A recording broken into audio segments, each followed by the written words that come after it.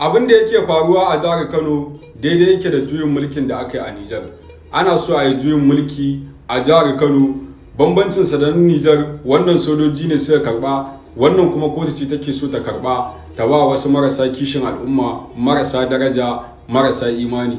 Amma idan muka tsaya muka kalli Najeriya tamu da halin da take ciki da abubuwan da suka faru, muka koma muka kalli tarihi, wannan ba wani abu bane ba. A Najeriya nan tamu ne ake kashe malami kuma a samu wasu su fito su ce su suka kashe wannan malamin. A Najeriya nan tamu ne 'yan ta'adda suke kiran gari su ce a haɗa musu kuɗi kaza ko kuma su zo su tashi wannan garin, kuma su faɗi ranar da za su zo su karɓi kuɗin, kuma su zo su karɓi kuɗin kuma su tafi. Babu abin da aka isa a yi. A Najeriya nan ne 'yan mata suka ɓata sama da shekara 8 yau, kuma a cikin Najeriya ba a wata ƙasa suke ba, kuma har yanzu ba a gano inda suke ba. Don haka akwai abubuwa da yawa ire-iren wayannan. Don haka wannan muna ganin ba wani abu bane ba a cikin abubuwan da suke faruwa a Najeriya na yau da kullum.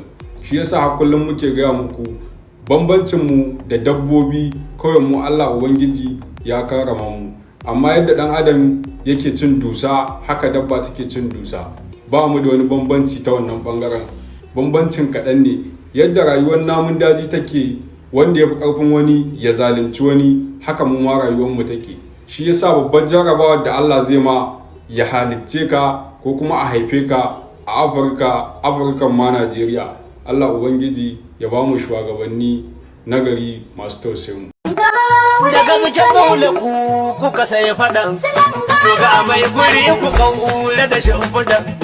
Saban jini ku na fi Gawuna is coming. Da Hausa na sir na zuwa. Tutala silin garo na zuwa. Saura kwana haka. Idan sun ya fil haka.